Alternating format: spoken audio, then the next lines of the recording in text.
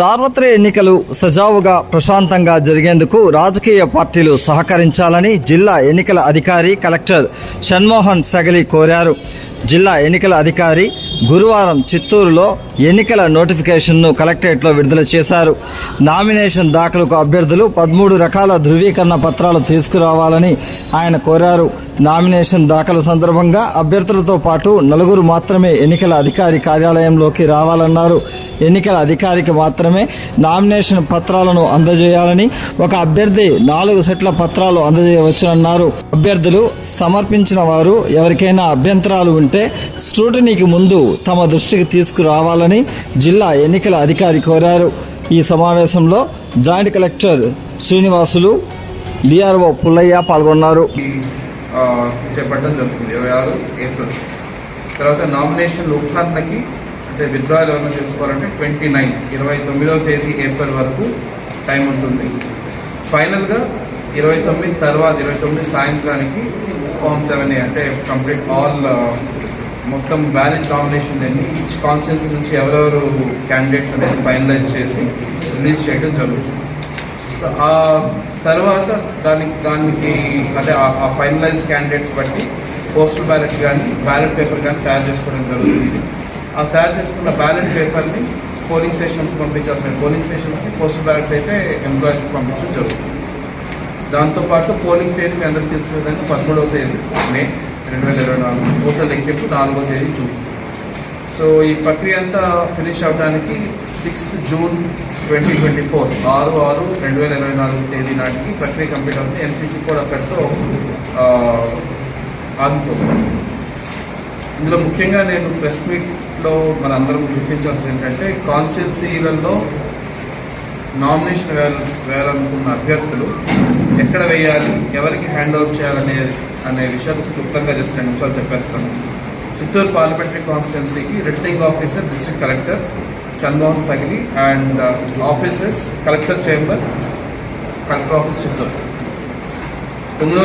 చిత్తూరు నగరపాలక సంస్థ పరిధిలో నీటి సరఫరా చేసే అద్దె ట్యాంకర్లు, నగరపాలక ట్యాంకర్లకు ఏర్పాటు చేసిన GPS ట్రాకింగ్ యంత్రపు పని విధానాన్ని నగరపాలక కమిషనర్ డాక్టర్ జె అరుణ గురువారం సాయంత్రం 4 గంటలకు పరిశీలించారు.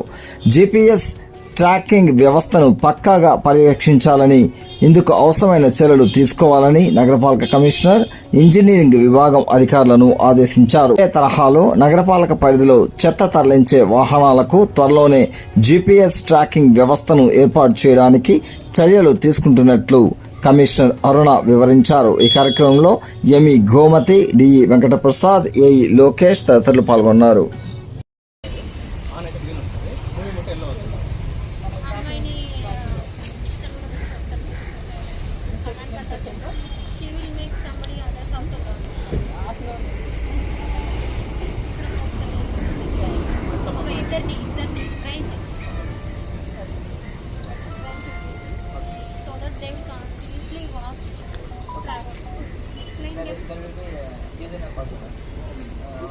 Whether user name and password, let them learn about like how to see it. నేర్చుకోండి, నాకు కూడా నేర్పించండి. సరే, అర్థమైంది నాకు. ఓన్లీ 5 ఫోటోస్ దగ్గర పెట్టేసుకొని మధ్యలో ఏమన్నా మెయింటెనెన్స్ ఇష్యూస్ ఉన్నా maintenance plus 2 years warranty. Ashin Khan అతని నంబర్ కూడా తీసుకోండి. ఎన్నికల కోడ్ నేపథ్యంలో చిత్తూరు నగరంలోని కొంగారెడ్డిపల్లిలో ఓ వైసీపీ నాయకుని ఇంట్లో సుమారు 10 లక్షల రూపాయలు విలువ చేసే అక్రమ మద్యాన్ని డిప్యూటీ కలెక్టర్ లక్ష్మీ ప్రసన్న స్వాధీనం చేసుకుని సీజ్ చేశారు. వివరాలకు వెళ్తే, గురువారం సాయంత్రం సుమారు 4 గంటల ప్రాంతంలో చిత్తూరు నగరంలోని కొంగారెడ్డిపల్లిలో deputy mayor Rajesh Kumar Reddy car షెడ్లో అక్రమంగా నిల్వ ఉంచిన 10 లక్షల రూపాయల విలువ చేసే మద్యం బాక్సులను SFT ఎన్నికల తనిఖీ బృందంతో కలిసి ఆమె ఆకస్మికంగా తనిఖీ చేసి ఎన్నికల కోడ్ నేపథ్యంలో మద్యం బాక్సులను స్వాధీనం చేసుకుని Chittoor urban special enforcement bureau అధికారులకు అప్పగించారు.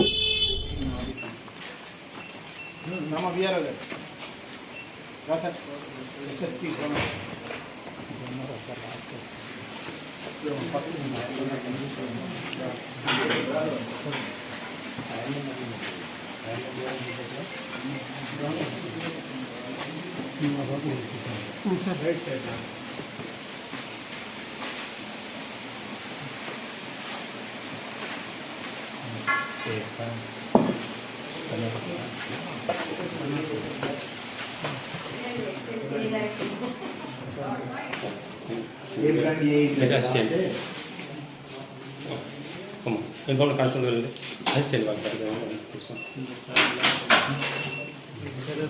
తీసుకోండి పక్కన పడుకో చాలు నేడు ప్రారంభమైన సార్వత్రిక ఎన్నికల నామినేషన్ ప్రక్రియలో భాగంగా ఉదయం 11 గంటల నుంచి సాయంత్రం 3 గంటల వరకు ఎంపీ స్థానానికి ఒకరు, ఎమ్మెల్యే స్థానానికి 2 అభ్యర్థులు నామినేషన్లు దాఖలు చేసినట్లు జిల్లా కలెక్టర్, జిల్లా ఎన్నికల అధికారి షణ్మోహన్ సగిలి గురువారం సాయంత్రం 5 గంటలకు ఒక ప్రకటనలో తెలియజేశారు. ఈ సందర్భంగా ఆయన వివరిస్తూ ఎంపీ స్థానానికి టీడీపీ పార్టీ తరపున దగ్గుమల్ల ప్రసాదరావు ఒక సెట్టు పత్రాలను సమర్పించగా 172 చిత్తూరు అసెంబ్లీ స్థానానికి వైసీపీ పార్టీ తరపున విజయానందరెడ్డి 3 సెట్లు, టీడీపీ పార్టీ తరపున గురజాల జగన్మోహన్ 2 సెట్లు నామినేషన్ పత్రాలను సమర్పించినట్టు తెలియజేశారు. చిత్తూరు జిల్లా పూదరపట్ట నియోజకవర్గం బంగారుపాలెం మండల కేంద్రంలోని పోలీస్ స్టేషన్ను జిల్లా ఎస్పీ మణికంఠ చంతోల్ గురువారం సాయంత్రం 3 గంటలకు ఆకస్మికంగా తనిఖీ చేశారు.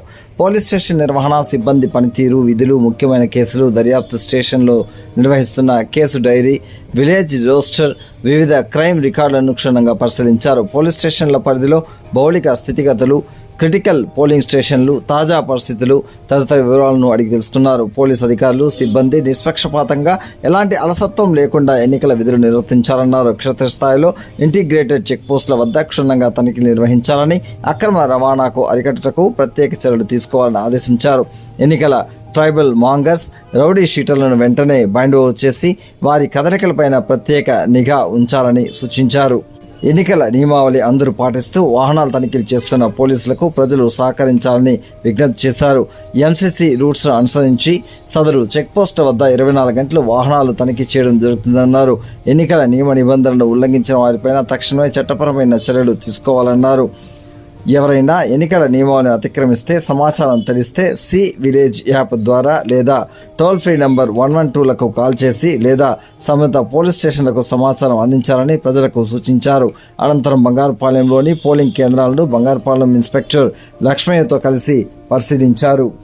ఇక్కడ మేము ప్రశాంతంగా మంచి రోజు చూసుకొని మా కుటుంబ సభ్యులతో, మా సత్యమణి సుజాత, మా అబ్బాయి రాధేయ్, మా లీగల్ అడ్వైజర్ సురేంద్ర గారు, మా టెక్నికల్ అడ్వైజర్తో కలిపి నామినేషన్ వేసాం. ఇక్కడ రిటర్నింగ్ ఆఫీసర్ గారు కానీ, ఎస్పీ గారు కానీ, పోలీసు వ్యవస్థ కానీ చాలా బాగా సహకరించారు. ప్రశాంతంగా అయిపోయిందండి. అలాగే మీరు అడిగిన నేను ఏం చేయబోతున్నాను ఎంపీ అనేది, ఇప్పటి వరకు నేను చాలా మీటింగ్లో పాల్గొన్నాను. ఈ ప్రభుత్వం ఏం చేసింది అనే దానికి మిషగా తీసుకొని మేమేం చేయబోతున్నాం అనే విషయం చెప్తున్నాం. ఒకళ్ళు తిట్టుకోవటం ఇది కాదండి రాజకీయం. మీ పర్ఫార్మెన్స్ ఏంటి, ఇక్కడ ప్రజల అభివృద్ధికి మీరు ఏం చేశారు, మరి నెక్స్ట్ చేయడానికి మీరు ఏం చేయబోతున్నారు, ఈ 2 విషయాలు ఎక్స్ప్లెయిన్ చేస్తున్నాను. ఈ పార్లమెంట్ నియోజకవర్గానికి సంబంధించి నేను చాలా విషయాలు పెట్టాను. ఎడ్యుకేషన్ విషయంలో యూనివర్సిటీ గుర్తించాం. యూనివర్సిటీ లేవు ఇక్కడ. స్టేట్ యూనివర్సిటీ, సెంట్రల్ యూనివర్సిటీ పెట్టాలనుకున్నాం. ఇండస్ట్రియల్ కారిడార్ను కూడా గుర్తించాం పలమనేరు, చిత్తూరు ఏరియాలో, అలాగే పాకాల ఏరియాలో. ఇండస్ట్రియల్ పరిశ్రమలు ఎలా వస్తాయి, దానికి మనం సెంట్రల్ గవర్నమెంట్ ఆత్మనిర్భర నుంచి ఏవి తీసుకోగలం మనం అనే విషయాన్ని మీరు చూస్తూనే ఉన్నారు. చంద్రబాబు నాయుడు గారు ఒక అలయన్స్ చేశారు బీజేపీలో. ఆ అలయన్స్ ఉద్దేశం అందరూ పొలిటికల్ యాంగిల్, ఇంకొక యాంగిల్ అంటున్నారు. కాదండి, ఆర్థిక యాంగిల్ ఉంది. ఎందుకంటే ఇక్కడున్న పరిస్థితులను చూసి ఇక్కడ ఆయన చేపట్టబోయే అభివృద్ధికి ఫండింగ్ కావాలి, తర్వాత స్కీమ్స్ కావాలి. అక్కడ ఆత్మనిర్భర్ అనే పేరుతో సెంట్రల్ గవర్నమెంట్ బ్రహ్మాండమైన స్కీమ్స్ ఉన్నాయి. ఆ స్కీమ్స్ ఒడిచిపట్టుకుని మన రాష్ట్ర ప్రభుత్వంలో దాన్ని ఇంప్లిమెంట్ చేద్దామనే ఉద్దేశంతో ఇది ఒక అలయన్స్ గా చూసుకున్నారు. దానిలో ఉన్న మ్యానుఫ్యాక్చరింగ్, దానిలో ఉన్న డిఫెన్స్ ఇండస్ట్రీ, దానిలో ఉన్న వ్యవసాయానికి సంబంధించింది, దానిలో ఉన్న ఇంకా మన పరిశ్రమలు ఏవైతే ఉన్నాయో అన్ని పరిశ్రమలు అక్కడ సబ్సిడీస్ ఇస్తున్నారు. దానిలో ప్రథమంగా చూడాల్సింది రక్షణ వ్యవస్థ కావాల్సిన పనిముట్లు చేయడం. అలాగే రెన్యూవబుల్ ఎనర్జీ, మీ అందరికీ తెలుసు విండ్, సోలార్ ఎనర్జీ ఎంత ఇంపార్టెంటో.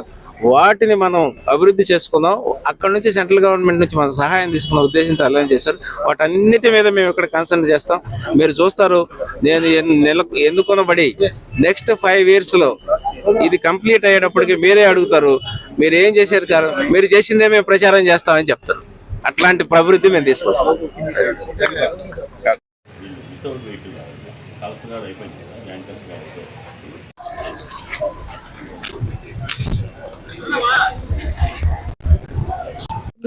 ఈరోజు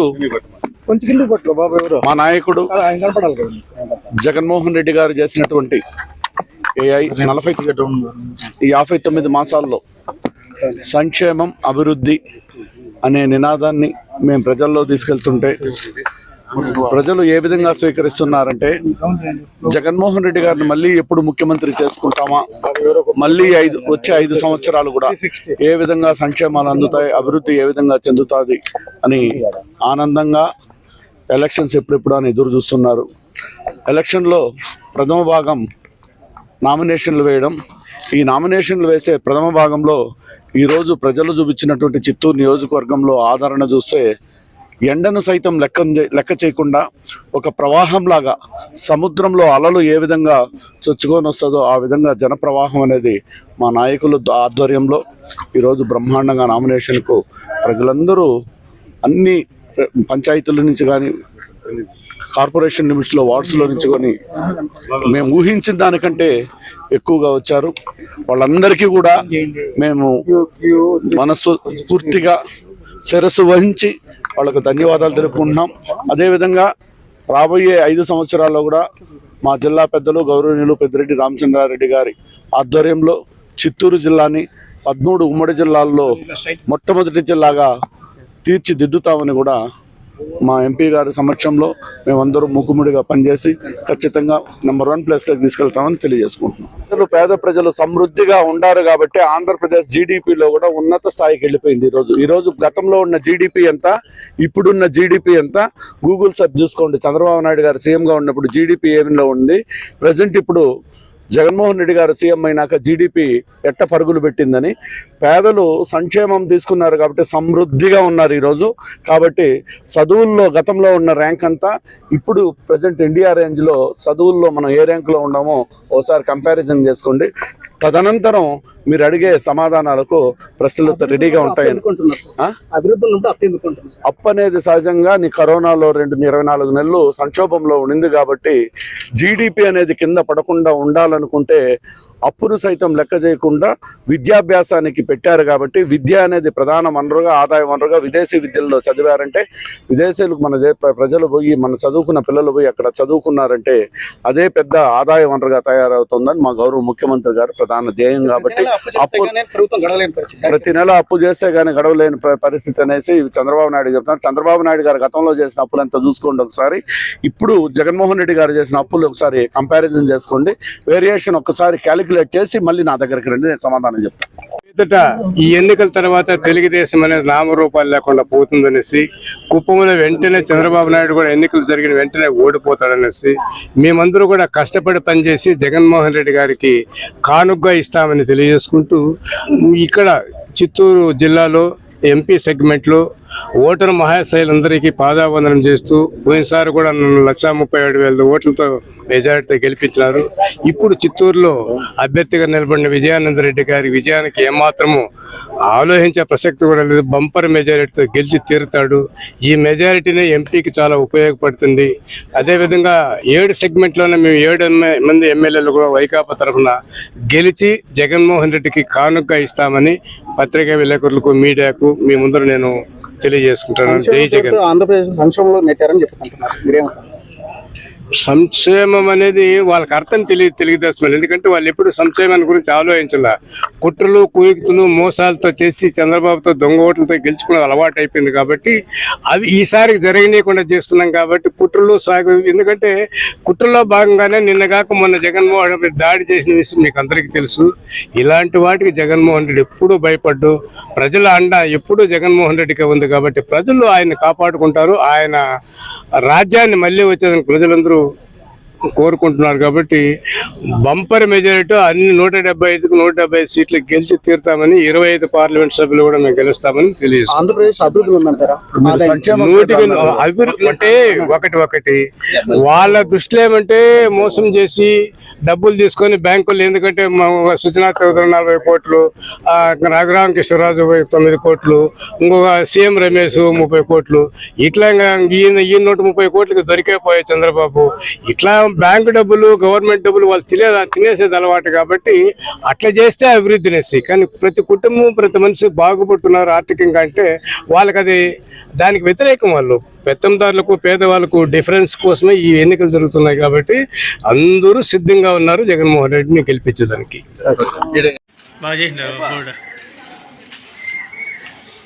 నేను బయట ఉన్నాను పోతలపట్ల, నేను మధ్యాహ్నం పైన వస్తా. నేను చెప్తాను వచ్చారు కంటే మధ్యాహ్నం పైన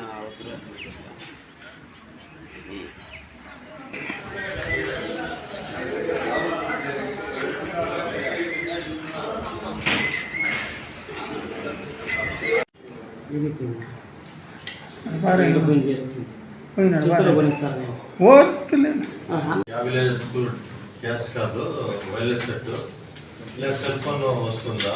కొన్ని చోట్ల సెల్ ఫోన్ వస్తే వైర్లెస్ రాదు, వైర్లెస్ వస్తే సెల్ ఫోన్ వస్తే వైర్లెస్ రాదు. అట్లా కాంట్రడిక్షన్స్ ఉంటాయి. అప్పుడు మనం 6వ తేదీన 11 గంటల నుంచి స్టార్ట్ అవుతుంది స్క్రూటినీ. నెక్స్ట్ ఆ రోజు ఒక్కరోజే scrutiny. Next last date withdrawal, candidates ఎవరైనా విత్డ్రాయల్ చేసుకునే వాళ్ళు ఉంటే కనుక 29వ తేదీ సాయంత్రం 3 గంటల లోపు విత్డ్రాయల్ చేసుకోవాలి. నెక్స్ట్ మళ్ళా మనకు పోలింగ్ జరిగేది. ఇంకా కంటెస్ట్ అనేటువంటిది ఖచ్చితంగా అయితే కనుక 13వ తేదీ మే 13వ తేదీన ఉదయం 7 గంటల నుండి సాయంత్రం 6 గంటల వరకు పోలింగ్ అనేటువంటిది నెరవేర్చడం జరుగుతుంది. మనకు 262 పోలింగ్ స్టేషన్లు ఉన్నాయి. వీటన్నిటిలో కూడా ఉదయం 7 గంటల నుండి సాయంత్రం 6 గంటల వరకు పోలింగ్ నిర్వహించడం జరుగుతుంది. అదేవిధంగా కౌంటింగ్ జూన్ 4వ తేదీన ప్రారంభమవుతుంది. తర్వాత ఎలక్షన్ మొత్తం ప్రాసెస్ పూర్తయిపోయేది జూన్ 6వ తేదీ కల్లా పూర్తయిపోతుంది. ఇది మన ఎన్నికల షెడ్యూల్. కాబట్టి మన నియోజకవర్గంలో ఉన్నటువంటి ఆసక్తి కలిగినటువంటి అభ్యర్థులు ఎవరైనా ఉంటే ఈ షెడ్యూల్ ప్రకారము ఫాలో కావాల్సిందిగా అందరినీ కోరుకుంటున్నాము. అదేవిధంగా శాంతియుతంగా ఎక్కడ ఏ ప్రాబ్లం రాకుండా ఉండాలని రాజకీయ పక్షాలకు, రాజకీయ నాయకులకు, ప్రజలకు పోలింగ్ సజావుగా జరిగేదానికి, ఎన్నికలు సజావుగా జరిగేదానికి ప్రజలందరూ, రాజకీయ నాయకులందరూ కూడా, ప్రెస్ అందరూ కూడా కోఆపరేషన్ ఇవ్వాలని మిమ్మల్ని అందరూ కోరుకుంటున్నాను. ఇది నా ప్రకటన. శాతంగా మనకు ఉన్నటువంటి ఎంతవరకు గుర్తించినటువంటి 53 కేంద్రాలు గుర్తించాము. వాటంటిల్లో వెబ్ కెమెరా ఉంటుంది. అదేవిధంగా బయట సీసీ కెమెరా ఉంటుంది. లోన ఇన్సైడ్ కూడా సీసీ కెమెరాలు ఏర్పాటు చేయడం జరుగుతుంది. ఇంకా క్యాండిడేట్ని బట్టి కూడా ఒక్కోసారి మారుతుంటుంది. అటువంటి అన్నిటి మీద కూడా జాగ్రత్తలు తీసుకున్నాము. పోలీస్ శాఖ వారు, మేము కలిసి ఇప్పటికే ఒక ఎక్సర్సైజ్ చేసి ఉన్నాం ఆల్రెడీ. దాని మీద ఎక్కడా ప్రాబ్లం రాకుండా, సమస్యలు రాకుండా పోలింగు, ఎన్నికలు సజావుగా నిర్వహించడానికి అన్ని చర్యలు తీసుకోవడం జరిగింది. ఈ ప్రక్రియ ఇప్పటి నుంచి చేసింది కాదు, దాదాపు నెల నుంచి ప్రక్రియ స్టార్ట్ అయింది. మాకు అన్ని పోలింగ్ స్టేషన్ల మీద అవగాహన ఉంది కాబట్టి ఎలాంటి ప్రాబ్లం లేకుండా చేస్తామనేది అది ఒకటి. మీ అందరి కోఆపరేషను, పత్రికా విలేకరులందరూ కోఆపరేషను కావాలి. అదేవిధంగా రాజకీయ నాయకులు, ప్రజలందరూ సహకారం కూడా కావాలని కోరుకుంటున్నాను. సమయం మామూలుగా 6 గంటల వరకు సైమల్టేనియస్ ఎన్నికలు కాబట్టి రెండే ఒకేసారి జరుగుతున్నాయి కాబట్టి 6 గంటల వరకు టైం ఉంది మామూలుగా. ఒకవేళ 6 దాటినా కానీ పోలింగ్ క్రమంలో 10 మంది ఉన్నా, 20 మంది ఉన్నా వాళ్ళందరికీ వెనుక నుంచి స్లిప్లు ఇస్తాం. 1, 2, 3, 4 అని ఇట్లా స్లిప్ ఇచ్చుకుంటూ వస్తాము. వాళ్ళందరిని అయిపోయే వరకు పూర్తి చేసి అప్పుడు పోలింగ్ పద్ధతి ప్రకారం క్లోజ్ చేయడం జరుగుతుంది. అది ప్రొసీజర్.